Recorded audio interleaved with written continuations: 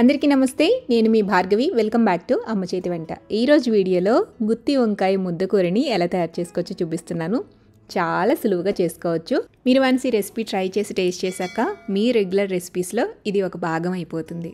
ఎక్కువ ప్రిపరేషన్ ఏముండదండి, అన్నీ కలిపేసి పొయ్యి మీద వేసేయటమే. బట్ తిన్న వాళ్ళంతా ఆహా ఏమి రుచి అని అనాల్సిందే, అంత బాగుంటుంది. వంకాయతో ఏదైనా సులువుగా టేస్టీగా ఒక రెసిపీ చేసుకోవాలి అనుకుంటే ఈ గుత్తి వంకాయ ముద్దకూరని తప్పకుండా ట్రై చేయండి. మరి ఆలస్యం చేయకుండా రెసిపీ ఎలా తయారు చేసుకోవాలో చూసేద్దామా. ముందుగా దీనికోసం 1/2 kg దాకా లేత వంకాయలు తీసుకోవాలి. నేను ఇక్కడ తెల్ల వంకాయలు వాడుతున్నాను, మీరు మువ్వ వంకాయలైనా వాడచ్చు.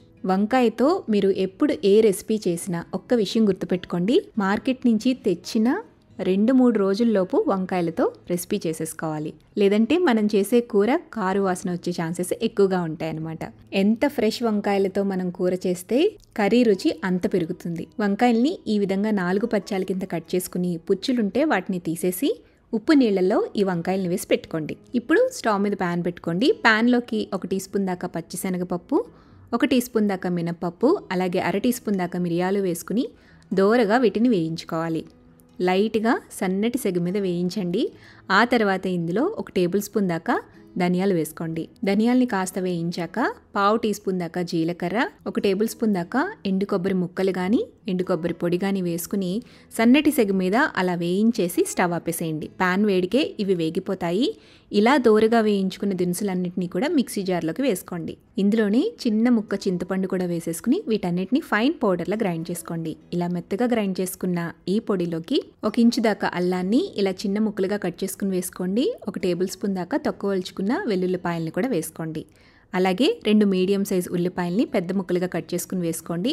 2 మీడియం సైజ్ టమాటాలని కూడా ఇలా పెద్ద ముక్కలుగానే కట్ చేసుకుని వేసేసేయండి. ఆ తర్వాత 2 రెమ్మల పుదీనా ఆకులు, 1/2 కప్పు దాకా కొత్తిమీర కట్ట వేసుకోండి. తర్వాత 1/2 టీ స్పూన్ దాకా పసుపు, 1.5 నుంచి 2 టేబుల్ స్పూన్ల దాకా కారం, రుచికి సరిపడా ఉప్పు, వీటన్నిటిని వేసి మెత్తగా ఫైన్ పేస్ట్లా గ్రైండ్ చేయండి. నీళ్లు వేయాల్సిన పని లేదు.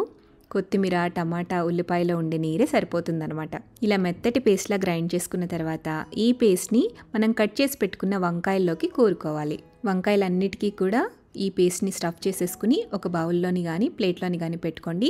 ఇప్పుడు స్టవ్ మీద ప్యాన్ పెట్టుకోండి. ప్యాన్లోకి 3 నుంచి 4 టేబుల్ స్పూన్ల దాకా ఆయిల్ వేసుకోండి.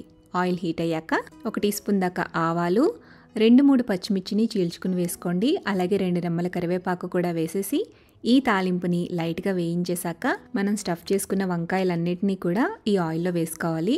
మసాలా పేస్ట్ ఎక్స్ట్రా మిగిలితే ఆ పేస్ట్ని కూడా ఇందులో వేసేసేయండి. మంటని మీడియం ఫ్లేమ్లో పెట్టుకుని వంకాయల్ని కదుపుకుంటూ అన్ని వైపులా ఈవెన్గా వేగి మగ్గేంత వరకు కూడా కుక్ చేసుకోవాలి. ఇది మనకి కొంచెం డ్రైగా ఉండాలండి, గ్రేవీగా ఉండదు. ఆయిల్ సపరేట్ అయ్యేంత వరకు కూడా వంకాయల్ని బాగా మగ్గించాలి. కనీసం 15 నుంచి 20 నిమిషాలైనా ఈ వంకాయల్ని ఆయిల్లో ఫ్రై చేస్తూ ఉండాలండి. మూత పెట్టుకుంటూ మధ్య మధ్యలో కదుపుకుంటూ మగ్గించుకోండి. వంకాయలు చక్కగా మగ్గిపోయి గ్రేవీ అనేది దగ్గరకయ్యి ఆయిల్ సపరేట్ అవుతుండగా ఇందులోకి సన్నగా తరిగి పెట్టుకున్న కొత్తిమీర వేసేసుకుని అవసరమైతే సాల్ట్ని కూడా అడ్జస్ట్ చేసుకుని కలిపేసి పక్కకు దించుకుని సర్వ్ చేసుకోవడమే. అంతే, చాలా తక్కువ ప్రాసెస్లో మనం ఈ గుత్తి వంకాయ ముద్దకూరని తయారు చేసేసుకోవచ్చు. పప్పుచారు, సాంబార్, రసం చేసుకున్నప్పుడు సైడ్ డిష్గా కానివ్వండి, లేదంటే చపాతీలోకి సింపుల్గా క్విక్గా ఒక గ్రేవీ కర్రీ చేసుకోవాలి అనుకున్న బిర్యానీ ఆర్ పులావ్ రైస్లోకి కూడా ఇది సైడ్ డిష్గా సర్వ్ చేసుకోవచ్చు. ఆర్ ప్లెయిన్ రైస్లోకి కూడా చాలా రుచిగా ఉంటుంది. మరి సూపర్ టేస్టీగా ఉండే ఈ యమ్మీ గుత్తి వంకాయ ముద్దకూరని మీరు కూడా ఇంట్లో తప్పకుండా ట్రై చేయండి. ట్రై చేసి టేస్ట్ చేశాక మీ ఫీడ్బ్యాక్ని నాతో షేర్ చేయడం మర్చిపోవద్దు. వీడియో నచ్చితే లైక్ చేయండి, మీ ఫ్రెండ్స్కి, రిలేటివ్స్కి షేర్ చేయండి. మరిన్ని టేస్టీ సింపుల్ క్విక్ రెసిపీస్ కోసం అమ్మ చేతి వంట ఛానల్ని సబ్స్క్రైబ్ చేయండి.